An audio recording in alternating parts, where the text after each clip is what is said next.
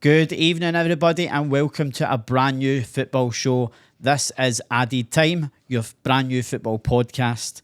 I'm your host, Gaz, and every week I'll be joined by a couple of guest football fanatics, and we'll just be talking about everything football, basically, on and off the pitch.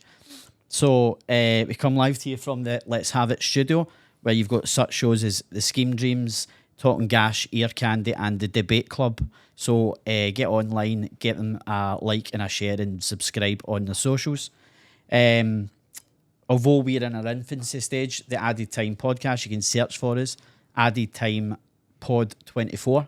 We're on Facebook and X at the moment, and we're also trying to get on Spotify. So get online and give us a like and a subscribe as well.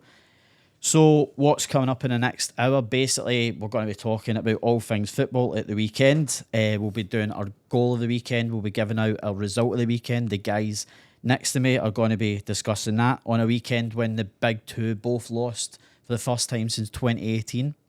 We'll be discussing what that means for the title race. We'll be testing the guys' knowledge about all things football at the weekend.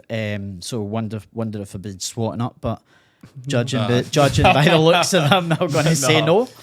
And finally, we'll be looking back on European football over the weekend. Drama with Valencia and Real Madrid, and Leverkusen obviously remaining unbeaten. So we'll be talking about that. So yeah, I'm delighted to be joined by not only two massive football fans, but two guys I know pretty well. David and Kieran, Motherwell and Celtic related. So guys, thanks for coming on, first and foremost. Thanks for having us, mate. Aye, thanks for having us.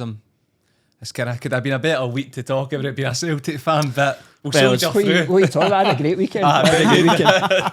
Plenty of talking points, That's absolutely. So firstly, obviously our contrasting vibes over the weekend. David, we'll start with you. Your reaction to that result from Motherwell? Couldn't be happier. Really couldn't be happier. I don't think anyone's seen it coming. Any Motherwell supporter says that when they were off to Ibrox to watch Motherwell or think Motherwell going to win, they're completely lying to you. I even text one of my best mates. Every Saturday morning he'll text saying, "Oh, who should I bet in my football coupon?"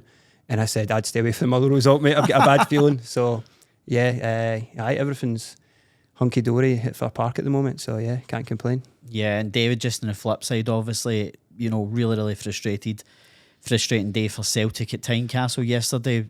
How disappointed was it after midweek? I think it's just a lot of factors you take into that game. It was the opportunity to go top of the table again. And although it's not kind of league over if that happens, it's that psychological edge that you get.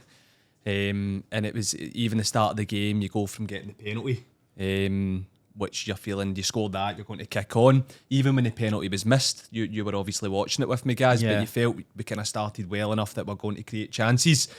But then 30 seconds later, the game-changing incident with the red card. And yeah, from there on out, I said to you, it's going to be tough. You could maybe get a result against other teams in Scotland with 10 men, but certainly not Hearts, So, aye, gutted, but listen, there's a long way to go. We need to see kind of what happens, take game by game, Well, I think that's what he says yesterday. He says if Rangers and Celtic had both won at the weekend, would you have been gutted? The answer is no. Well, that's the thing, isn't it? So how does it feel disappointing it's that weird. It's just because it's a missed opportunity to go weird. back top? I've spoke to a couple of Rangers fans about it as well, and we're both feeling the same, because from a Rangers perspective, you're sitting there going, if we win, arguably is the league over? Yeah. And at the same time you're going, well, Celtic's dropped points, so I'm happy anyway. But Celtic fans are saying, if we won, we could have went top, but at least they didn't win because we're still in it, Yeah. So there is positives and negatives for both teams, but it was a crazy weekend in terms of both dropping points, you wouldn't have expected it either way. So as I say, it's going to be very interesting and right down to the wire, that's for sure. Yeah, as I say, it's interesting. We'll obviously touch on the games over the weekend, but I'm always intrigued to know how my guests firstly got into football and what their earliest footballing memory was. So David, I'll throw that over to you. Yeah, just being a kid, my dad's always kind of been the kind of football fan in our household, and I'm a firm believer that you're always kind of born into your football team. You don't often get to pick it. Well, maybe guys like Robbie Keane, they've got more clubs than Tiger Woods, but I don't know. I've always been a fan of them as a boy. But yeah, no, my dad was a Motherwell supporter, and he worked at Fir Park, and us living, only a stone throw away. I think that always helped. So just going along to watch Motherwell playing, and I was lucky enough to get picked up with them when I was about 6 or 7, and I was on the books there for like 8 or 9 years. So that was just the club for me. But just always been a Motherwell diehard. For me, trying to kind of put my finger on it, I'm no sure, but when I was growing up, the thing that I was interested in, I know this sounds daft, but it was me and my brother played the PlayStation, right? And although I said I was a Celtic fan, never really watched much games, so I was always playing with him. And then I remember I won a competition in school for a Celtic and Liverpool Legends match. And I won kind of tickets to go watch that. And as soon as I kind of walked out of Parkhead, you see videos on kind of Twitter of kids going to their first games and that, and they see it, and it's not like it. Like, you can't describe what it's like. So when I went there, I was just hooked onto it. And then game after game, currently season ticket holder. But earliest memories would be that game. I think that was the kind of pivotal moment for actually enjoying watching football. When you say that, Jane, it's like you see it more and more with social media now, where we kids get to go to their first games and they get filmed, and they go up the steps of the stadium, and the stadium kind of opens up onto you, kind of hang their faces just light up. I can't remember when my first game was, really, kind of thing, but I remember my first nighttime game, and it was, I'm obviously a bit older than you guys, so I'm not in the back in the black and white days. Playing that game? Not back in the black and white days, obviously, but in terms of, like, I can remember going to my first nighttime game. I think Celtic were playing Dundee United, and there's something magical about a nighttime game under the lights. Do you know what I mean? Like, it seems to have that bit of different atmosphere, a bit more crackly atmosphere. But for me, I remember probably the World Cup. I think it was probably '94 World Cup. I always remember that was always my first memory of football, and from then, obviously, as you say, you were born into being a fan of whoever your family supports. Obviously, my family's mixed, but I like to think I picked the right side, so as we all do. But obviously, a massive Newcastle fan as well for my sins. So, but it's always interesting. I was saying to you yesterday as well, where I was like, it's a wonderful sport. When it's going well, you love it. But when we were sitting, when you say like we're 2-0 down to Hearts, I noticed the group chat was a bit quiet. I didn't want to say anything. I was like, I wish I didn't like football. You wish we were a cricket fan. Like, you can't get you can't get angry at cricket. The way downhill in Scotland. That's true. So no sports then. That sounds good. You feel like you just can't get angry at cricket or rugby. That's it, innit? Golf. Do you know what I mean? Like, something like that. So it's an amazing sport, though. But as I say, like, so we're going to talk about, obviously, goals of the weekend. Which goals caught your eye? I know what mine was. Mine was probably 3 o'clock on Saturday, 3:01 on Saturday. Yeah, no, exactly. Connor Barron, absolute screamer. Just gets his feet over the ball and absolutely rifles it in the top corner. Keeper was rooted. Aberdeen fans were probably more surprised than him and Neil Warnock. For me, definitely Connor Barron. Goal of the weekend. What about yourselves, Kieran? Are we going for screamer or just like goal of the weekend? Goal of the weekend for me. I'll go for Marcus Rashford's goal against City. Oh, what a hit! It's not even that. He's ran the length of the pitch to get in that position, and then no touch about it. Comes across him, and the power in that is unbelievable. I mean, you could probably choose the other goal for that game as well, but no, what a goal, honestly. I'm glad you said that. I was going to take Phil Foden's first. Got a Manchester divide here in the studio. But special mention, obviously, Motherwell fan there as well. I thought Theo Bear's first goal was excellent. Feed the bear. That's what the Motherwell fans are chanting. A bear in the big blue house, as I was hearing on Saturday. It's a tough one, It's kind of a tough one to kind of. We were actually quite lucky with some of the goals. I mean, even some of the tap-ins that like Tottenham were scoring, they were so well worked, like 15, 16 passes, and it was like the Ange ball that we all kind of grew to love watching over the past few years. So we were really lucky, but for me it has to be Phil Foden. I know my better half, that's our favourite player, and he's arguably the kind of hottest player in the world at the moment, just for goals and assists and how positive he always is. So he just wants to get the ball in a turn and run forward and dribble at people. So. Do you think the sniper celebration? Do you think this is a PR stunt? Do you think there's something behind it? I don't buy into the interview with Kyle Walker where he said it's his nickname because he's always shooting. Yeah. I don't know. I think players, when they get popular, as David says, he's probably top 5 kind of informed players in the world now, Phil Foden. Maybe he's trying to get a wee trademark kind of going. You've got Maybe, kind of Ronaldo celebrations. You've got Heung-min Son had his. James Maddison with the darts. Maybe Yeah. trying to get something kind of. I actually wonder if it's something to do with his wee boy, because arguably his wee boy is more famous than he is at the moment. Ah, so I yeah, don't know I've if seen it that. was He's trying got to his get- own Instagram page or Yeah, something. But supposedly said it was due to Kyle Walker says they nicknamed him it because he's always shooting. Yeah. He just gets the ball and shoots. So Aye. That Well, sounds we like me in a were five-a-side talking about park. that yesterday. We were saying, if anything, Phil Foden's a fantastic footballer and he's got a range of different positions that he can play in. But Yeah. ultimately, he's probably a bit on the greedy side at times. Do you know what I mean? Where there's a couple of times where he could have lifted his head and fed Haaland yeah. yesterday. Well, see, to be fair, after Haaland missed that, Oh, that aye, shot, it's probably Well, lost aye, all true. confidence. I mean, there's loads of goals, as David said, but it hurts me to say, but Shanklin's finish as well. How many times Yeah. does he do that? And it's so good at the moment. being a Celtic fan, it's you were watching it and see when you just feel the player's going to score when it lands to him. As soon as it landed to him, you're like, he's just going to put it in the back of the Even net. the goal that wasn't a goal because he was offside in the first I half. think even that, that was. I mean, everyone knows finish. his toenail was offside, so it has to get the flag had to go up. Well, that's exactly what That's it says right. to Kieran Guys there. It did say says, to be fair. I think that's Or disgraceful. even that- if you rewind the game half an hour, Matt O'Reilly's goal. Oh, it was Yeah. excellent. Oh my Excellent. days, that was Just an showing unbelievable finish. Yeah, That's just what annoys you, because the flags should go up. No, That 100%. maybe for Shanklin not so much, because I didn't really see it as offside. I think I would have played advantage there and let the goal stand, because I don't like chopping goals off. I know I probably would have chopped that one off yesterday, but No, it yeah, was no, Forrest I- held on to it a wee aye. bit too long, didn't he? They Aye. had plenty of time to just slip him through, but a great finish though, nonetheless. Aye. So result of the weekend.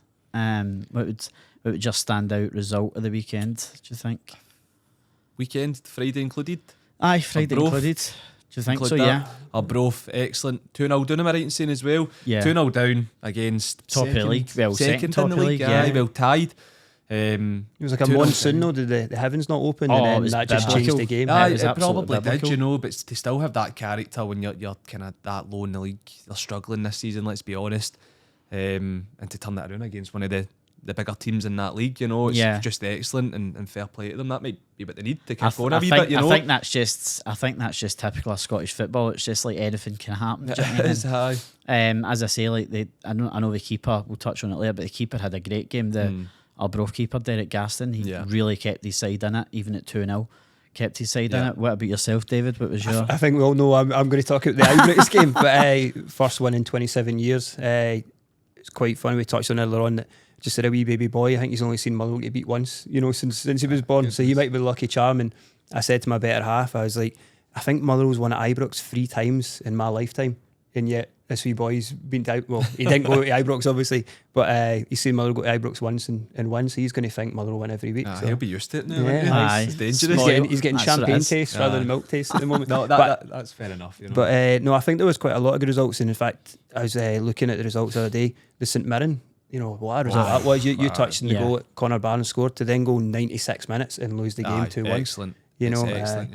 An honourable mention from one of my favourite Motherwell ex-Motherwell players, Mark O'Hara, getting up and scoring the penalty, and then St Mirren going to take I all thought 3 you meant points. Lou Moult getting equaliser for Dundee. No, United. sadly not. Yeah. And just touching on yours as well, obviously Motherwell at Ibrox, you're saying there it was 20 odd years. 27 years. I think Owen Coyle was scored the two goals. One was a penalty. That's crazy, It was isn't against Andy Gorham. That's how long ago it was. Goodness, what a goalie he was, to be fair. But just Kettlewell, I just feel I can't give him enough praise. At times this season it was difficult, but I feel that the Motherwell fans stuck by him, and I do believe he's a man to kind of take us forward. Sadly, he's getting linked to this Liverpool job. So. The David De Gea of Scottish football. That's and stuff, they follow each other on Twitter. But just the fact that he's seen something in Bear, it's phenomenal. I was listening to a podcast that were talking about it themselves, and they were saying that nobody thought would have took a chance in him after leaving St Johnstone. He didn't do anything. I've got to say, one of my best friends, Stephen, that you've met at Motherwell games, he texted me the other day and he said, signing Phil Bear, always knew he was going to be a standout. I don't remember this conversation, but he claims he told me at the time. So Glory hunt. I know. Great result as well. No, as I say, for me, definitely there was a few probably down in England. I think obviously you look at a few in Scotland with Hearts winning, try to cement third place. Motherwell winning at Ibrox, but for me, I think you'd probably go to look at Aston Villa You know, getting over the line against Luton, that was a fantastic game. The 5:30 kickoff. You know, Villa 2-0 up and cruising. Luton play some came nice back stuff, to 2 don't each. they? And Kenilworth Road, you know, when Luton are in the game, it's bouncing. Do you know what I mean? It's absolutely rocking. And then Lucas Digne obviously scores the winner with like a minute to go. Yeah. Obviously a bad result for Newcastle because, you know, they keep just stretching away in front of us kind of thing. But I don't think we'll catch him anyway. But yeah, probably say Villa. Or maybe Liverpool. Yeah. Oh, that's You know, controversial. I know. But I'm sure we're going to touch on that later. it will be. 99th minute winner. The latest, I think this is, it's the latest winning goal in Premier League history. Wow. So, but yeah, so as I say, Connor Barron, I think, that was a cracker. was an absolute cracking goal, and that's where we'll start. Obviously, at Smisa Stadium and Paisley. Do you know what I mean? Like he started off proceedings, a match attended by Gianni Infantino. Do we know why he was there? I know It was at an IFAB meeting. I think at Loch Lomond. Right. But Sure. nobody knows why he chose St Mirren. I St think it's Mirren, because it's Aberdeen closest over. to the airport potentially. Maybe. So Maybe he had Ibrox that he could have went to. I'd have chose Ibrox as well. You know. maybe just thought like he just bumped into the stadium and just like, I'll just get off here and go to the game. But listen, he went to an absolute 100%. cracking game. Do you know A what I bit mean? like your wee boy. You lots probably of think VAR drama. that's St Mirren's He good thinks the all the standard time. of Scottish That's football is it, great. It's Yeah. amazing. But no, fair play to St Mirren. I think that's something you could say since Robinson has took over them. They've showed that mentality against the big teams as well, that they're never kind of out of games. And sometimes it just takes that one opportunity for you. You get that bit of confidence, and then there you go. You know, Mark O'Hara took that opportunity. But no, Devlin, is it Devlin? Was it made the foul? I don't know what he's doing. You know? He actually grew up the street above me. Back in Motherwell. Yes, he's going to be. Was that you and his ear? Was that the kind of? No, I was like, just pull him down, mate. But that's the thing. That's what I was going to ask. Obviously, there's a lot of debate about refereeing decisions this weekend. You know, Derek McInnes wasn't happy with the decision. Clement was bemoaning. Kettlewell wasn't happy flying with the and Rangers Kettlewell penalty, wasn't happy, and Rodgers was fuming. So a lot of managers unhappy. And listen, whether it's down to VAR or whether it's down to refereeing standards, I'm not too sure. But you know, do you think St Mirren deserved the win first and foremost to come back and win? Yeah, I would have said they actually had like 4 or 5 like VAR decisions not go their way, you know, for potential penalties as well. So I think over the piece of the game they deserved it. I think just the 96th, 97th minute makes it look like a smashing grab to anyone that wasn't 100%. There. But no, I know they've been playing some good football, and we are, I was going to say, lucky enough to have a mutual friend that's a St Mirren fan. And it's funny, he'll talk about St Mirren as if they play tiki-taka, you know, Guardiola ball. But yeah, see when you actually go to watch them, or any times they've came to Parkhead or came to Fir Park, they do play some really good football, and they're not frightened to go, you know, toe to toe with a Celtic or a Rangers or a big team like Motherwell. So it's I was just trying to get that in without laughing. But no, they play some nice stuff. So I quite enjoy it. It's always one team I kind of look out for the results. Maybe just because they've got, you know, ex-Motherwell manager, ex-Motherwell players as well. Yeah. But also one of our good mates supports them. So. Yeah. But so obviously the penalty, was there any doubt? I mean, I know it went to VR, was it? No doubt at all. It's listen, you look over your shoulder and see him running beside you. You let him take the ball. He's running away out of kind of play. You know, don't kind of give the referee a decision to make that late on in the game. And rightfully so. I thought it was a penalty. I don't know. Yeah, no, it's because that's effectively what created the extra time, which benefited St Mirren. I don't know if he added more time on when St Mirren scored the equaliser, or O'Hara scores the equaliser, runs into the crowd. I don't know if he then adds more time on, which allows St Mirren to whip the ball in. Yeah. And obviously the header back across from Mandron to it was excellent. To Olasanya. Excellent. And he's there on the end of it. Do you know what I mean? Like, for Neil Warnock, you know, me and you were talking about it yesterday. It seems like he's up here on the holiday, as if he's already said when he got unveiled, I mean, I'm not going to get sacked in 4 months, am I? Well, his only victory came against, I think, Cove Rangers in the Scottish Cup. So, listen, I think he's been unlucky a couple of times. I think he was unlucky at Ibrox to not get a draw, and I think he was unlucky yesterday slightly. But I just think there's a bit of English cockiness about him. And if I was Dave Cormack, I'd be phoning somebody like Neil Lennon to just come in instead of a ship until the end of the season, because I know Aberdeen probably won't go down, but I think with Neil Warnock in charge, if the results keep going this way, they might just find themselves in a relegation scrap. They're a massive club, Aberdeen, and like you'll know yourselves going to Aberdeen Celtic games, they bring some support. I mean, essentially every game for them is an away game. Even Ross County's probably a 100 mile round trip as well. So they are a huge club. So you'd think the Red Army or the Stand Free team, they're not going to be too happy about it. And I'm actually surprised Alex McLeish hasn't been linked to the job. I know he's out of football. He's not working in football or managing football that we know of, and he's a kind of club legend, or even someone like Willie Miller. I'm not really sure where the Neil Warnock appointment came from. It's so left field. I mean, we all love him as a character and remember him, kicking water bottles in the Sheffield United changing room and saying you need to die for the club and die for the badge, but he doesn't seem to have it at the moment. But nothing seems to upset him too much. Do you know what I mean?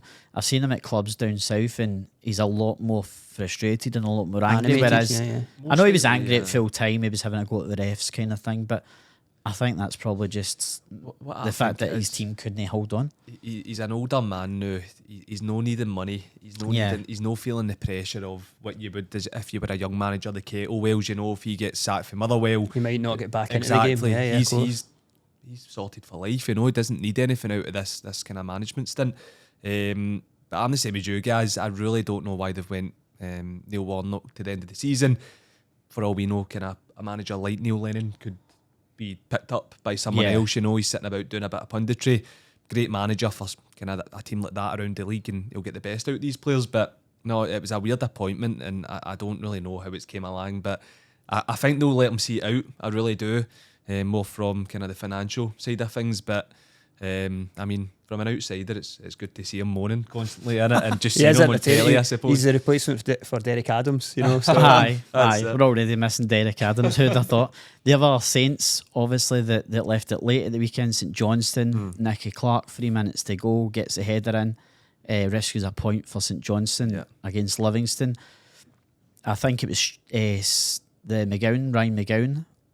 For St Johnstone, I apologised to the fans after the game for what he described as a horrible watch. It might have been a horrible watch, but if St Johnstone are coming away with a point late on, it's probably one of those games that feels like a win. Do you think that's maybe the final nail in Livingston's coffin in the top flight? You want to go? So I actually watched the highlights of this game, and I must admit, I thought Livingston were excellent. I mean, in terms of they weren't playing kind of nice football or whatever, but I don't know if that was kind of helped with the pitch. The pitch was dreadful, which maybe is why McGowan's coming out and saying it was a horrible game. But Livingston, I thought, created a lot of good chances, and then they were actually picked apart by something you think that they're usually good at, which is defending crosses into the box. And a small guy like Clark's headed it in and does what he does, score goals. But I really can't see how Livingston get out here. I really don't. They've not got the money or anything like that either. It's obviously too late now, but they couldn't bring MD in January. And I don't see them getting the big striker that they've got on loan, he opened to scoring against Motherwell. He seems a handful, but good. And I feel sorry for Shamal George. I actually met the Livingston head scout last season, and he told me every game there's about 3 or 4 scouts here to watch Shamal George. Now, I'm not 100% sure if the lad is a goalkeeper, but after watching his performance, maybe he plays somewhere else. But it's strange that they're in that position. I generally thought they were picked up, because if you're going to want to play for a manager genuinely, and I know David Martindale might be the kind of pantomime villain that we kind of love to hate and things like that, but I watched a documentary on him in a kind of rival podcast show, and he comes across as such a nice guy. Like, he comes across as someone you would actually want to go and put your body in line for. So, but after watching the Motherwell Livingston game midweek, he did just seem like a kind of broken man, after being 1-0 up so early, and then Motherwell come back in the second half and take all 3 points. He just kind of looked like, oh no, maybe this isn't going to. He's definitely a guy that likes the sound of his own voice, and he's never shy of a controversial comment, but I can't see. I mean, I think the gap's 6 points now to Ross County. Ross County's got a game in hand. I can't see Livingston surviving unless there's a change of management and maybe a miracle in the last 10 games. They're probably going to have to play each other twice, so that could be the. Aye, definitely. It's got a trip to Celtic in the cup as well at the weekend, which could maybe add to it, or double header. Celtic's playing, maybe it might give them a on, to be honest. Livingston might make Hampden after all. Semi-final, they're already there. But no, like obviously, Dundee, it was a late show at Dundee as well. With Kilmarnock, I think, scored the Robbie Dees scored late on there. What was your thoughts on that game? Well, I think for Kilmarnock, it's actually going to feel like they've got all 3 points because they were down to 10 men, I believe, and I think that's how Dundee went 2-1 up, but from the penalty. But yeah, I think it's a tough place to go, Dens Park. I mean, we've watched games there before, and the park can be a bit bobbly to say the least. So to get away with a last minute equaliser can sometimes feel like a 3-point win. So yeah, 100%. Once again, kind of watched the extended highlights in them as well, and I thought Dundee were in cruise control for the majority of the game, and then obviously at the kind of end of the game, Days has got his head on it. It's got a wee bit of the break of the ball and put it in the back of the net, but just before that, Dundee were hitting the post and they were all over them. So I agree with what he says. Derek McInnes will come away the happier manager at the two of them, I think they definitely got a wee bit of luck at the start with Scott Tiffany. Obviously, he shot cannons off the 100%. keeper, Will Dennis. And, as you say, in terms of the red card, then obviously that's a turning point in the game for Dundee, in terms of, do you think it was a sending off for Lewis Mayo? I mean, he's made Amelia, hasn't he? I think he let it bounce, didn't he, instead of kind of going to meet it. I would say so, because the boy's kind of gone through and he's leaning on him and that. You see the goalkeeper straight away. None of them even. Nobody appeals it. So exactly. If you're not an uproar, then you've probably got a decision. I don't know if it was given as a denying a goal scoring opportunity, whether it's for last man, because I know somebody else was coming in to cover. But I just think it's classic, getting your body in front of the defender. And he's going to pull you down, kind of thing. It's a red then as well. I would say it's just a red, probably. In so terms well. of, I don't think there's a whole lot in it. There's a wee bit of 6 and 2 frees, but I definitely think it's a penalty and probably just a red card in this day and age. But obviously, another great game to talk about. Do you know what I mean? Like, as I say, Kilmarnock gone for that European spot. Do you know what I mean? That they would have obviously loved to have went to Dens Park and won and put some pressure on Hearts. St Mirren's only a point in between it, kind of thing. And I think let's not write off Motherwell as well. Well, that's it. I don't know. We've got a tricky game against Neil Warnock's Aberdeen coming up. So. Might be the one game Aberdeen finally. No, Kilmarnock's been excellent. I think Mally Watkins this season's been excellent for them as well. I like the other big boy Vassell up front. He's a handful. He's definitely. They run about all game as well and kind of. They know how to play to their strengths. I think Derek McInnes' teams always kind of find a shape and find a formation that can work for them. Even back at his Aberdeen days, I'm sure how they would love him back there. To be fair, but Kilmarnock, no, they really do. When they get the ball down, and I know their home form's probably always better than their away form because of the pitch, but. No, they're a big, strong outfit. I mean, we watched the first game of the season, didn't we, when we were down in Newcastle, and they really do, they like to lump the ball about. So yeah, and they've got players that can play a bit as well. Your Daniel Armstrong's I think he is a quality player. Who's the other? Is it Kennedy as well? Yeah, he plays in the left. Kennedy as well. You've got both of them on the wing, and you've got kind of two good strikers up top. So, as you say, they play to their strengths, but they've also got guys that can play a bit. Even as well. the young boy Dave Watson seems to be good player. What a find he's been. I was just going to say, bad memories for him for last week. But I mean, is he a young boy? What is he? 17, 18, young boy. Something Yeah, like that. So young boy. That's brilliant to see that if you're good enough, it doesn't matter about your age. But I think there's some players like that, like Lennon Miller. Obviously, at Motherwell, he's really coming in leaps and bounds, kind of thing. He's a quality player, and I think Celtic and Rangers should be looking at him. I hope not. Going to be, stop trying to sell our best players. You hope not, right? But is it going to be another Ferguson situation? Lewis Ferguson, with him letting him go and nobody taking the chance on him. But at the same time, would Lewis Ferguson be doing as well as he is with kind of? Well, that's it. I mean, I didn't realise he was captain of Bologna. Yeah, he's been captain for pretty much all season. Really he was a standing captain. Then when they brought the actual captain back, he just kept the armband because he was so good. So I know, and you're learning off. Is it Thiago Motta as well? So he's obviously learned a few tricks off him. Absolutely. If you go to the Hibs game now, Hibs obviously beating Ross County 2-0. Not a great result for Ross County, but goals came in the second half. Howler a bit from the keeper, gifted the first goal for Hibs, but really good play for the second goal, 1-2 with Dylan Levitt, and he's finished it well. I think unbeaten in 5 Hibs. Do you think they'll be top 6? the end of the season. Certainly with the run of form they've had that you're saying. I watched them. I don't know if you've seen much of them since January, but the boy, is it Marcondes? Yeah, Marcondes. I was just going to touch on him. Yeah, is it Bournemouth? They got him for. He's on loan for Bournemouth. What he's a player Danish he is, by the actually, way. Yeah, which is really. He's Danish, but honestly, what a player. Yeah. Genuinely, I seen when they got him, it was meant to be like a shock that he's went to a team like Hibs, but just kind of cruise control for 90 minutes. But yeah, the Howler first goal. Yeah. Goalkeeper. I think the defender puts the goalkeeper off. He's parried it out and the boys tapped it in. But Dylan Levitt, we've seen that kind of bit of quality from him against Celtic where he put it in the bottom corner. Yeah. But it was lovely finish, kind of just put it bottom corner as well.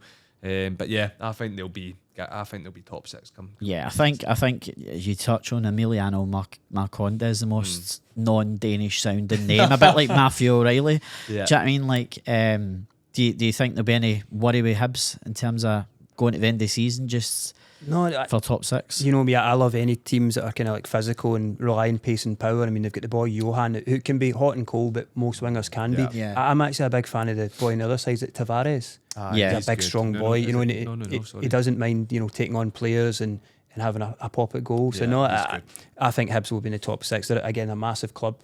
The top six probably shouldn't pick itself, but if you look at Celtic, Rangers, Hibs, Hearts, that's 4 of the places away. Yeah, and another 2 is not quite a lottery, but yeah, whoever kind of wins the next. Yeah, I think probably the next 4 games before the split. 3 or 4, I would have said. Yeah. I think there's 4 games before the split, so yeah, all to play for. So obviously the big 2, first time since 2018 that Celtic and Rangers have lost in the same weekend.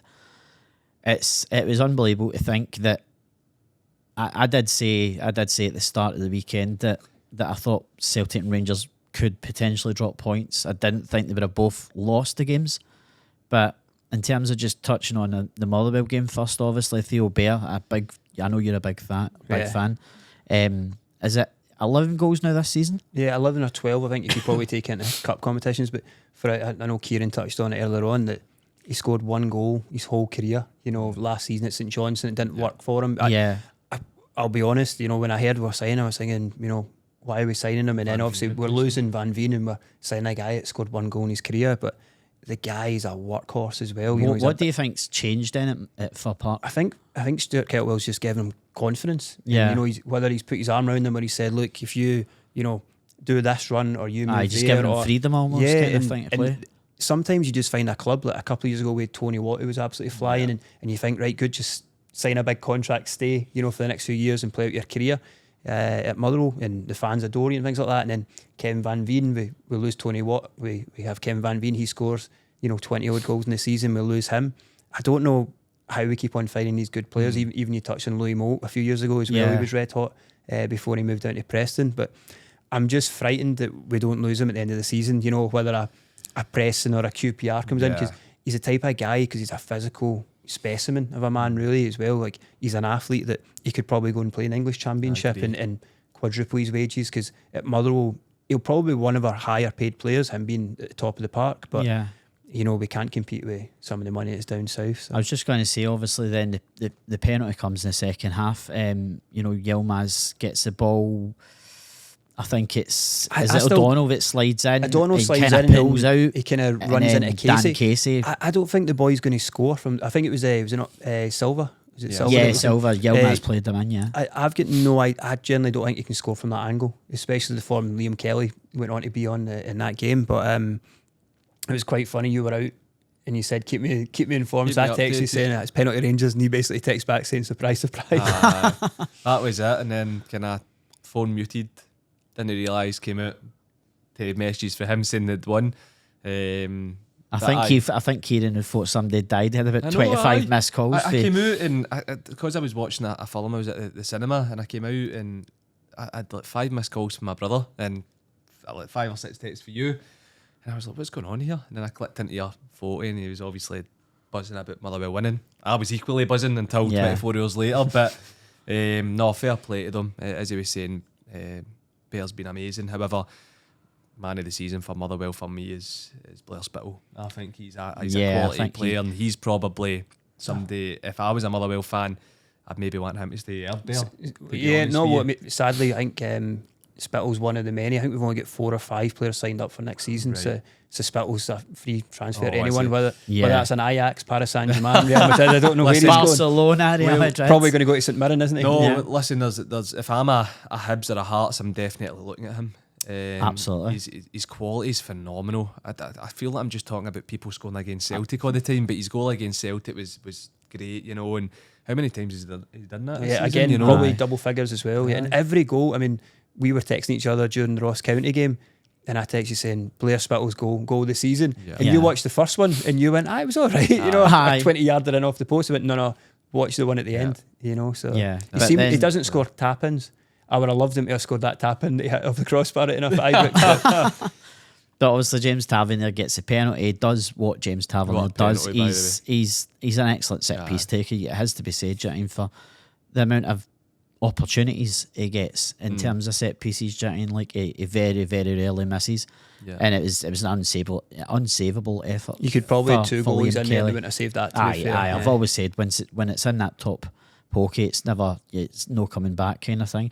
Did you think at that point then you're thinking, right, that's it, it's just going to be an onslaught and we'll probably blowing lose, whistles, hoping for full time at that point.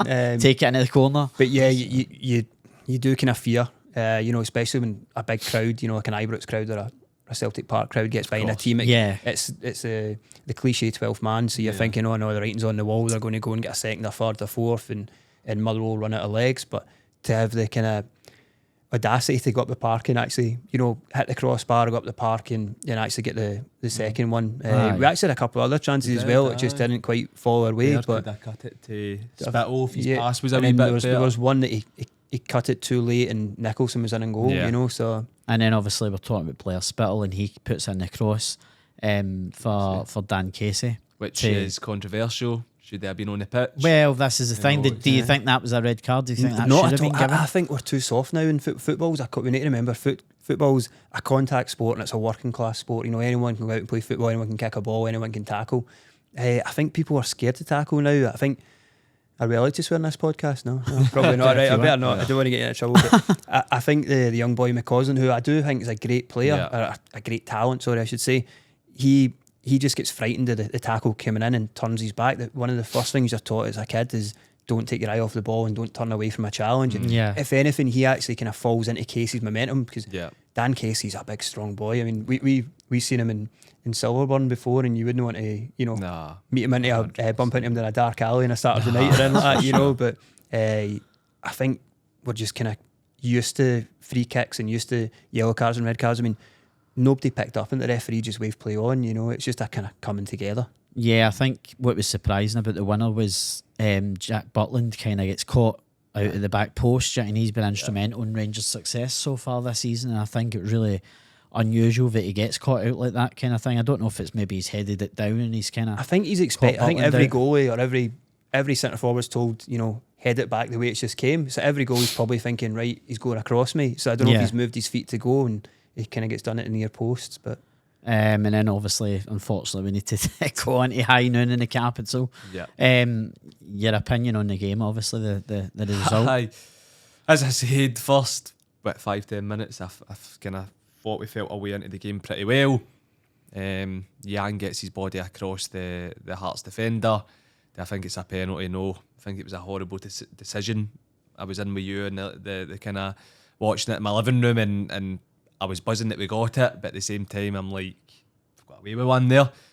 Rightly so, we missed the penalty, which is a bit of karma, I suppose, for getting it in the first place.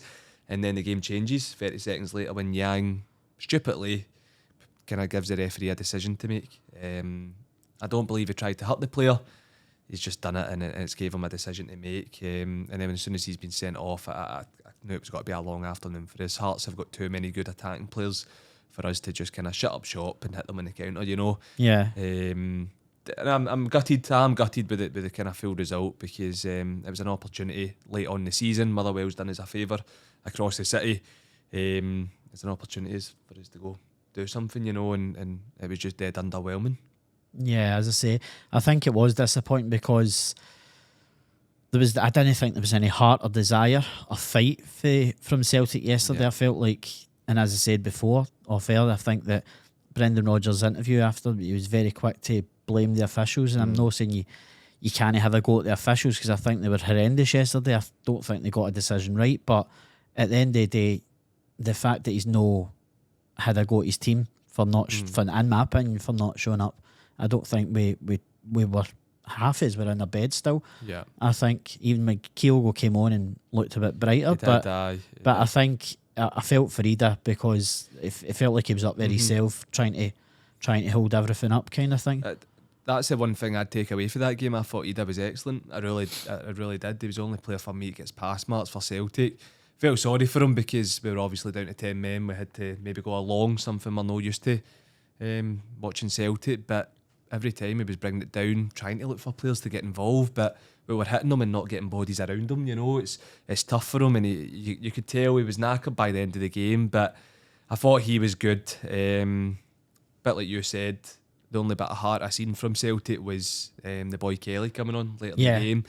Kind of gave everything in the last 20 minutes or so. But listen, it's one of those things. There's going to be plenty of kind of slip-ups for both teams now until the end of the season.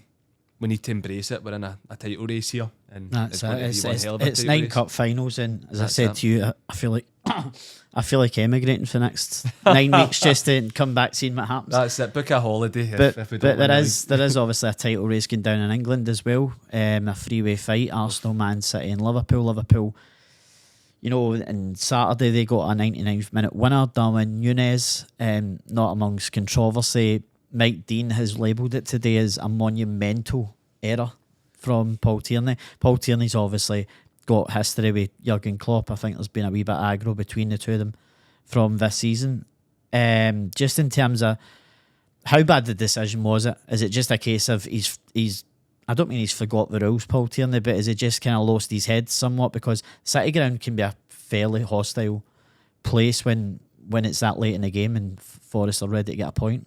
Yeah, well, I know you say he's got he has made an error, but I think the rule has kind of changed recently. I know it's his job to understand the rules and the laws of the game, but you really do feel for Forest, because they had possession of the ball, so really the ball should have been returned to them.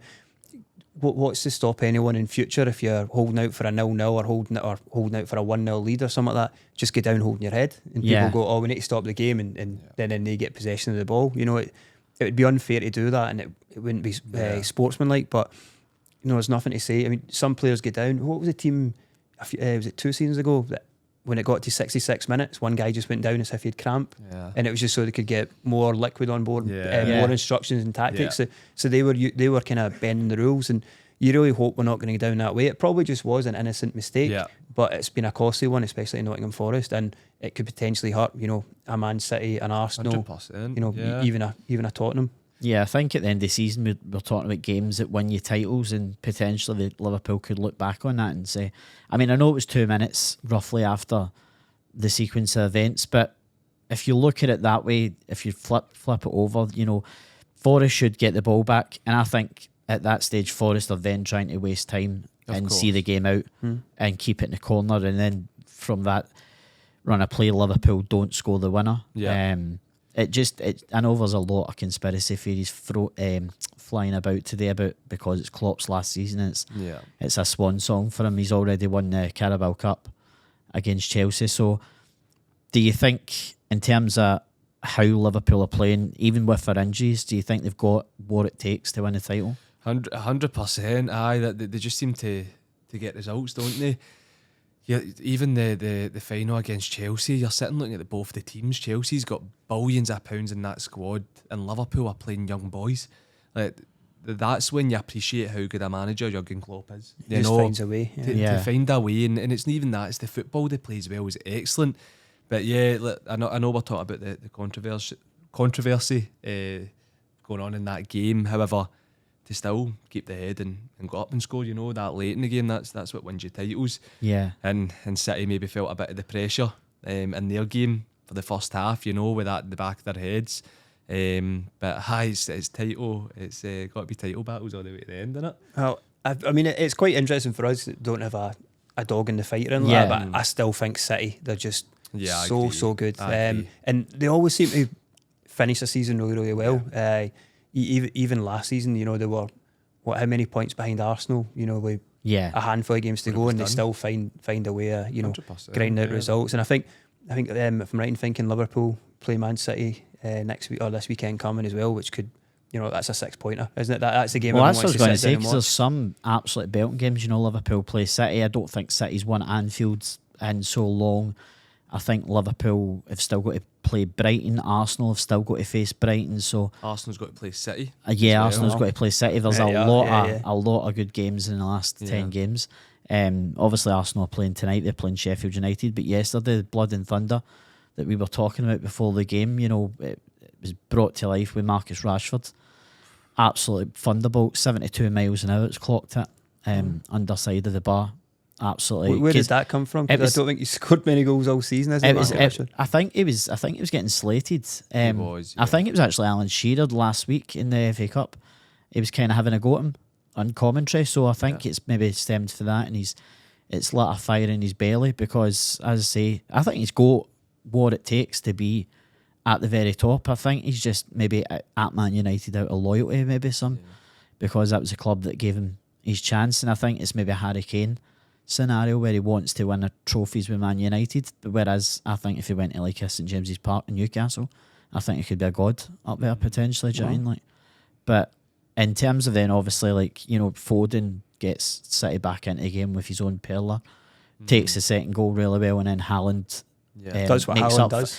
Well, he makes up for his miss early on. Do you know what I mean? It's very similar. I think he's missed his first game for City against Liverpool in the Charity Shield, when he missed for like 2 or 3 yards as well. So very, very similar. But as you say, Haaland, I think since he's came back, a lot of people are doubting him, and I think he's rattled 10 goals in.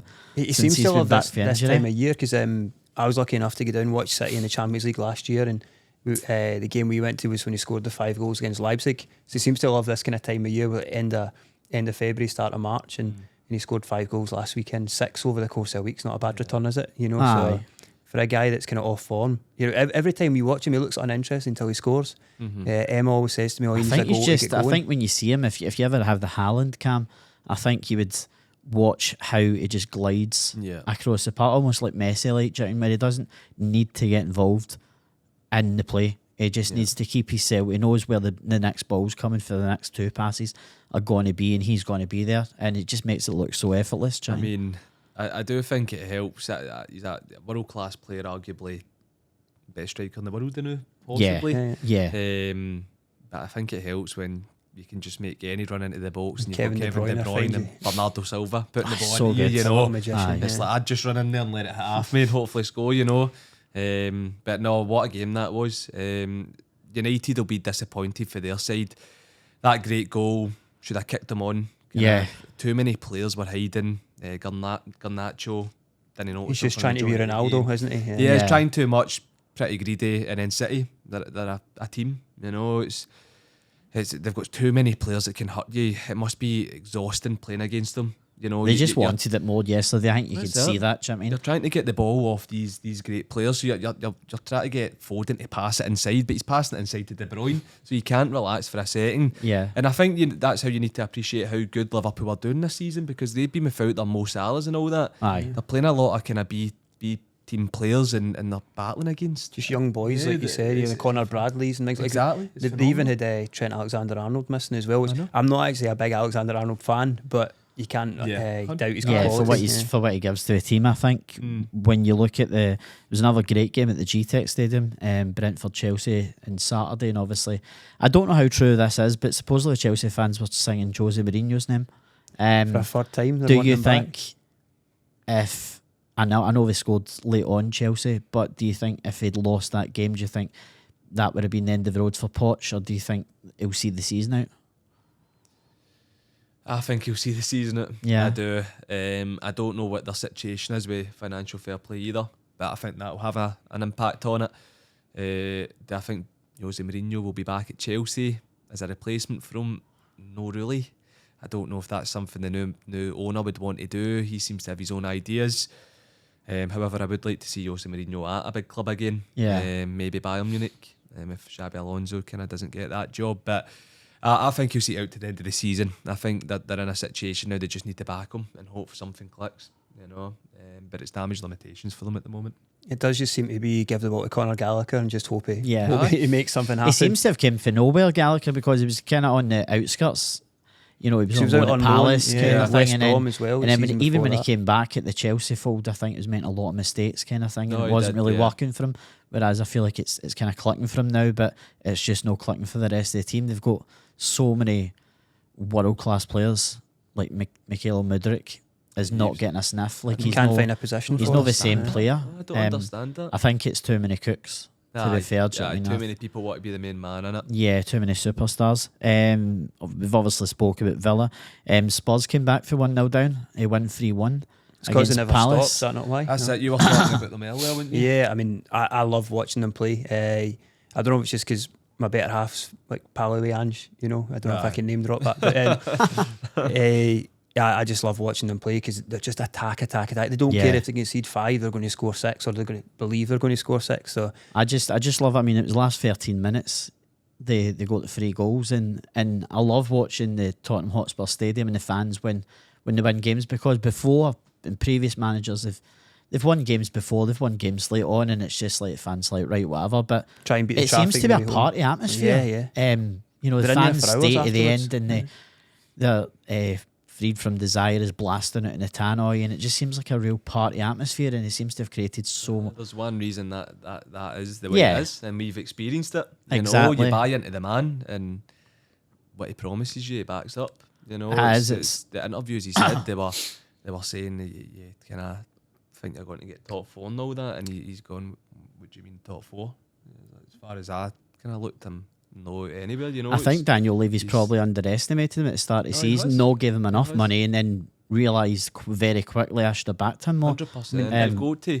If you don't, you're arguably missing your greatest opportunity to build something under a manager like that. We know how great he is, and if he doesn't back him, then I just see Tottenham not really improving over the next few years. You know. I mean, Maddison was the main man for him at the start, and then he gets got injured, yeah. and then he's even transformed Richarlison. And he's finally got Son firing after missing Kane kind of thing. So in terms of 3rd and 4th place then, because you'd imagine it'll be an Arsenal and probably Arsenal and City or Liverpool Arsenal double. So who do you think's getting 3rd and 4th for the Champions League spots? I don't know if because I've got some money on it. I put a £5 on Tottenham at 50 to 1 at the beginning of the season just because of the Ange factor. Wow. I'd love them to. Sure, I says sneak we're on in. Hoffers, is that right? I think you said that. I heard that. I think you said just get me a teammate. Aye, That get was it on Just a camera. pot of tea. That's it. So I would love to see them go, because realistically, if you take away Maddison, it was quite a poor squad he inherited. I remember I'm a bit a geek when it comes to pre-season training. I love seeing the players arrive. You know what goes on behind the scenes, signing days, those kind of videos that they put, every club kind of puts out. Yeah. I remember thinking, I was like, these guys aren't, they don't look really at it, and yet he's managed to get a team that's just a fun team to watch, and an attacking team that will go and score goals and win you points. So yeah, I've just got a wee soft spot for them. I'd love, like yourself, I'd love Newcastle to be up there, but I think that It's gone. I think the horse is bolted through the gate. But yeah, I'd like to hope that Tottenham will sneak in there. I'd love Villa. I'd love Villa to do it. Is it realistic? I don't think so, but I'd love for them to do it. Just John McGinn into it. Yeah. He's been excellent for them, and I don't know. It's just a team that's maybe previous years that they're a huge club, and it's good I to see think them the finally. Emery effect into it. It's Do you think that Villa's got the potential where Tottenham for years they were a massive club when they were at White Hart Lane and stuff, but they just were never the top team. Do you get what I mean? Do you think this is maybe Villa's season where they consistently are maybe up there? Was it just this year Villa battered Hibs? Remember they came up and Yeah. they did not like the Yeah. floor, you know. Aye, And so it's John just shows you McGinn. They went to gulf. the John quality. McGinn derby. Yeah. It was I think. Listen, I think they're still in Europe. I think they're playing Ajax, Yeah. That'd be a which good game. normally would be a really tough game. But I think I'd probably fancy Emery to go far in Europe. He knows that competition. Watkins say, is yeah. Pretty well. arguably, the most on-form striker, or the most on-form English striker. Yeah. Douglas Luiz as well. Would you start Watkins if you were England manager ahead of Harry Kane at the moment? No. I think Kane's don't still know. scoring the goal, so it's difficult. I'd still get Kieran. Yeah. Nah, I'd still get I Kieran. think you need to try and find a position for that boy. 100%. Yeah, go to give him game time, see what he's all about. You know, he's younger than Kane as well, isn't he? So I think Kane's had too many top goal scorers over the years in terms of these tournaments where I think he's undroppable, basically. Do you know what I mean? Like, and he's the captain, so it doesn't really help matters. But we'll break away and we'll do a quiz. Let's see how thingies are. So this is obviously all things that's happened this weekend. So let's see how And much we're allowed we to can confer. concentrate. he's got to be answering everything. By the way, you're going to be able to team I've got up here. nothing. I'm no Bradley Walsh, but so question one is Newcastle beat Wolves 3-0 on Saturday, but who scored the second goal? Second, oh, that's terrible. Tino scored the third. Oh, this is shocking. I should do I can't lie. I didn't watch the game. I can I'm, only really. It's got to be AG, Anthony Gordon. Is it? Correct. Yes, come Can, on. can we edit that one just so I get it straight away? We'll make it again, quicker. mate. Ask it again. We'll make it let me quicker. answer it. Which EFL side plays their home games at the John Smith Stadium? Smith. No, John Smith, I don't know. Fleetwood? Nah. Nah. no, I guess. I'm trying to think. Yeah, it must be a kind of new kind of rename. It's called Blackpool. It's not. Nah, Huddersfield. Huddersfield. Never When I thought it was them, no. What was it before? Do you remember? I'm not too sure It actually. must have been a sponsor. I should know it as well. Who scored for Motherwell the last time they won a top flight game at Ibrox? Oh, I said earlier on, Owen Coyle. Yep. Oh, that was right. Yeah. Told you there's a Motherwell. I think that, Funnily enough, when you mentioned it earlier on, I was like, I actually think I don't know if you get the date. That was on my birthday, I'm sure. the 5th of May. Yeah, that's it. Yeah, there we go. Brilliant. Who scored the winner for St Mirren at the weekend against Aberdeen? Well, Olasanya. Yep. Aye. Who is currently bottom of Scottish League One? Edinburgh City. Well done. Brilliant. I think they've got 5 points. Aye. Love that. Was that great? They're almost already relegated. Who's currently bottom of the English Premier League? It's got to be Sheffield United. Aye, no? Sheffield Or Burnley. No, it's Burnley. No, What it's you not. going Burnley's for? second bottom. Are they? Sheffield United. Sheffield They United. have to take well a done. first answer anyway. Which Scottish international player scored at the weekend in England? Begins though. Try to go through my head. Give us a clue, guys. Gilmore? Don't think so. No, they get beat. Give us a clue. Championship. It's got to be Lyndon Dykes then. No. Championship Scottish International. Scored for Southampton. Oh, it's Stuart Armstrong. Shea Adams. Shea Adams. Shea Adams. It scored in a 4-3 win. Edit out For all the other Southampton. questions. Exactly. Shea Adams. Which SPFL side plays their home games at East End Park? Dunfermline. Yep. Who's in charge of Queen's Park? Excellent Johnson, man. Callum Davison. Aye. The wee bulb went on and he's like, oh no, I was going to say Owen Coyle. And who scored the penalty yesterday in Hearts win over Celtic? Grant. Yeah, well done. So how many does he get? He's got Gordon, Owen Coyle, Olasanya, Edinburgh, I think you mean Sheffield David United, No, you got a lot of them. Dunfermline, Davidson, 3, 4, 5, 6. 6 out of 10. No, take You that. get That's more not than bad. that, I'm Do you know pretty what? sure. Like I thought they were quite difficult. I'm not going to lie. Some I of thought them he's done well. Some of them were. Aye. I'll I take that. think it's easier for Beat the Pundit because they don't necessarily throw questions From in England. from Yeah. what happened at the weekend. I think Yeah. there's a few kind of thing that are just like whose nickname is such and such. Aye. So no, he's done well there. So European games, obviously there's drama in La Liga at the weekend. Jude Bellingham thought he'd scored the winner, was Get red eventually carded. sent off, and the game finished 2 each. I've never known a referee to blow the whistle when a team is so far in the ascendancy. And basically, I watched it back again, and he's actually crossing the ball just as the whistle goes. So I think it was, it's Brahim that crossed the ball Yes. for Bellingham, and yeah, I found it really strange that it was up to the referee's discretion because they were over the time, and I think because Valencia got denied a penalty on VAR, I think that's what ran the time over. But I mean, did you see the incident at at the weekend. I seen it. Definitely a weird time to kind of blow your whistle. Whistle was blowing. I don't know if the goalie looked like he was still trying. Yeah. I don't know if the players around him were. But usually they kind of wait for the ball to go out, or it's maybe at the halfway line, but certainly not kind of when a guy's ready to put the ball in.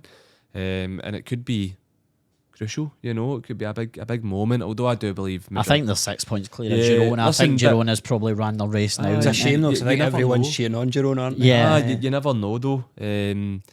But yeah, certainly Bellingham's barely put a foot wrong since he's went to Madrid, and that would have just been another goal to add to his wonderful goals he's had so He's far. broke all sorts of records Exactly. there, hasn't Yeah. Do you think it's out of character for Bellingham? Because supposedly he swore at the referee. I think he was really, really he? angry. Did he not have a bit of needle with Mason I Greenwood a don't few weeks think ago it's- as well? Aye. So maybe he's got that wee bit of... I don't think he's think got that wee it's- bit of needle. I didn't think he had that in him, to be honest, but maybe he does. Maybe Does that it's, come with the confidence he's got? Come with Just a thinking young something? boy, I you don't know know. if it's maybe just with playing with Real Madrid. It's kind of big game player. No, do you Possibly know what I will mean? be, aye, but I agree with David. I think that's just him with the Mason Greenwood comments and all that. I think he's got that. Like, He that would wind certainly up. be a great guest for you to have on the show. Guys, I know he never misses. I'll pass on Addy his Tom number. I'll pass on podcast, his number, guys. I'll get you. I'll let him get on, man. And obviously over in the Bundesliga, Bayern Munich drop more points. Sir Harry Kane. Leverkusen won the game. They beat Köln. Frimpong scored the opening goal. It's a player whose stock is always rising, a player we know well in Scotland. Obviously he's going to go for big money. But in terms of Leverkusen, they're 10 points clear now. Never won the Bundesliga. Do you see that happening now with maybe like 9 or 10 games to go? Do you think that's too much a gap for Bayern the way they're playing? It's certainly their title to lose. I actually feel quite sorry for Thomas Tuchel, but it was only pointed out to her. I was reminded last week, I think, that he only really won the league because Borussia Dortmund threw it away in the last game of the season, didn't Yeah. he? So That's right. Aye. you kind of do feel sorry for him, and then you wonder, right, who's going to go and replace him? Is it going to be a Mourinho, or is it going to be a Xavi Alonso, or is it going to be a Jurgen Klopp, or or Stuart Kettlewell? Is he going to go there? You don't know. But yeah, I think it's Leverkusen's title to lose now. Aye. Well, as I say, funnily, because I was looking back, I didn't realise Bayern Munich's won the last 11 titles in a row. Yeah. That is ridiculous. Is that Klopp before that won it? Yeah, it's I think Dortmund, was about 11 years ago. That's crazy. But they've had a stranglehold in German football, and obviously Xabi Alonso really linked with the Liverpool job. So it depends on obviously who comes in there next season, whether they can maintain that kind of that run of games. Is it the Xabi Alonso effect? The amazing thing about them as well is I was having a wee search up, but they've not got any like unbelievable names in the team. That there's no name that kind of stands out. And I checked as well the kind of top goal scorers in that. They've not got MD in the top 10 goal scorers in the league. What you find is it's just goals Goals from spread. everywhere. Yeah, they're spread Yeah. all over. You've got Jeremy Frimpong who scored 8 goals this season at right back and set Aye. up 6. You've got Grimaldo. I think Frimpong's already matched his tally for last season as well. 100%. He's doing amazing. And Grimaldo, the other side, the other wing back, sometimes plays centre mid as well. He's chipped in the goals. You've got Jonathan Tah at the back scoring big goals for them as well. It's just when that's happening and your full team's kind of pitching in a bit, it's tough to break that momentum. And I don't see any way back for Bayern Munich now. And I'm happy to see it as well. It's a wee change up as well. Yeah, I think when we were talking about Girona, obviously it would have been great to have seen Girona going, and they might still go and win the league. That's only 6 points, obviously. But I think usually when Real Madrid and Barcelona get their noses in front, it's very, very difficult to kind of claw it back. So obviously big games in Europe this week. Man City host Copenhagen. They're 3-1 up, obviously, from the first leg. Pretty much done and dusted. Do you think Pep will rest a lot of his big name players ahead of a Liverpool clash? I think it would make sense. No need to kind of risk them, as you said. They've got maybe bigger fish to fry come the weekend. So I would even keep them on the bench for backup or whatever. But there's no point of risking these players. And let's face it, Man City's B team is still miles ahead of that Copenhagen team. So yeah, don't take any risks, and I'm sure they'll still walk away with the win. Yeah, I think when you look at some big games in the Europa League and the Conference League, obviously, Aston Villa v Ajax, Brighton and Roma is That's gonna an be absolute brilliant, yeah. screamer of a game. That Although they're just kinda- jumps out at you. Brighton's probably my kind of unsung hero in the Premiership. I just love watching how attacking they are. But They do seem to be on a bad run of form now. It seems Aye. to be, win, lose, lose, win, lose, lose, win. But There's that kind of chance to step away from a bad run in the league. I suppose that you could go into Europe where they've really performed.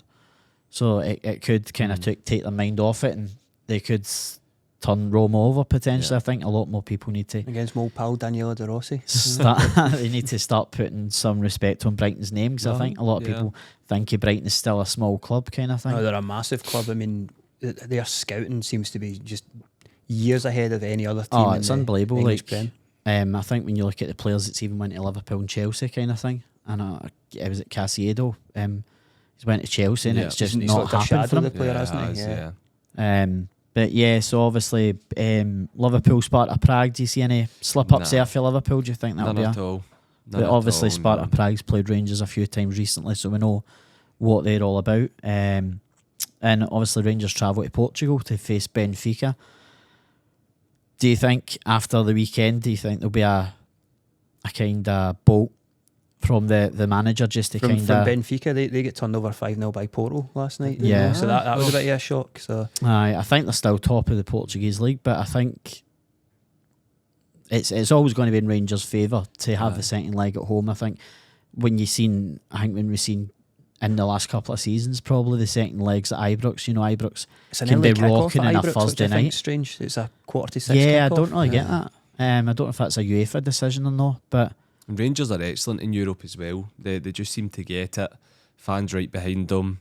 yeah, I think they'll make it tough for Benfica. I really do. I think Benfica are the favourites, yeah. but Rangers won't mind that at What all. do you think is a good result for Clermont's side in Thursday? Away, Yeah, I'd say a draw to a goal behind. Yeah, I don't. If they get beat 1-0 or 2-1, Yeah. I think it's in Rangers' hands. Tie not over. Going to Ibrox and Yeah. that place will be bouncing. yeah. Especially the football they've seen kind of the last few months. I think the same probably. And then Freiburg, I think that's like West Ham's got a great draw there.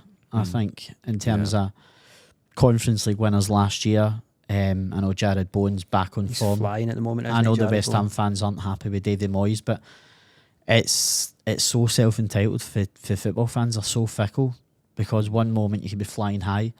I mean, I think they're still top 10 in the league and still in Europe. So I don't really get this Moyes out. And he's won them a European. Well, that's trophy it, as well, right? you It's know. like- He's I know it might be one of the worst ones, shall we say? But listen, it's something they can sing about, and they certainly have been. But no, Moyes has been excellent for them, and I think it's one of those sad things that does it take him leaving for them to see how good he's done. Probably. Yeah. But Moyes has been a great manager for them. You just need to listen to the players that's played under him, talk highly of him, Declan Rice and so on. But I fancy them anyway in that matchup.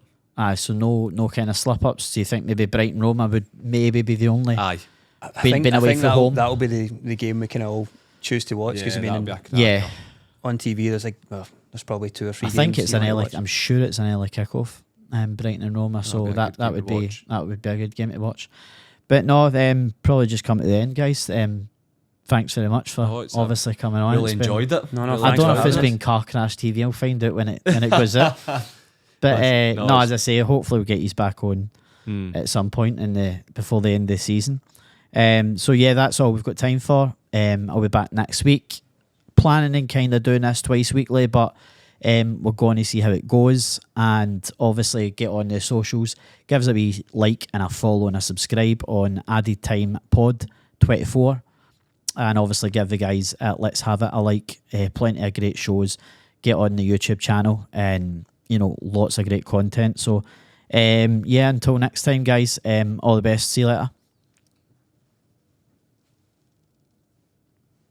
Sorted. All good. Yeah, all good. That's it. Sorted. Top man. Sorted. I was clock That was watching good, for the that. last 20 minutes. You were There. unreal, Bites. You were on. I was clock watching for the last 20 minutes. Can I admit I've not watched sports scene apart from the Motherwell?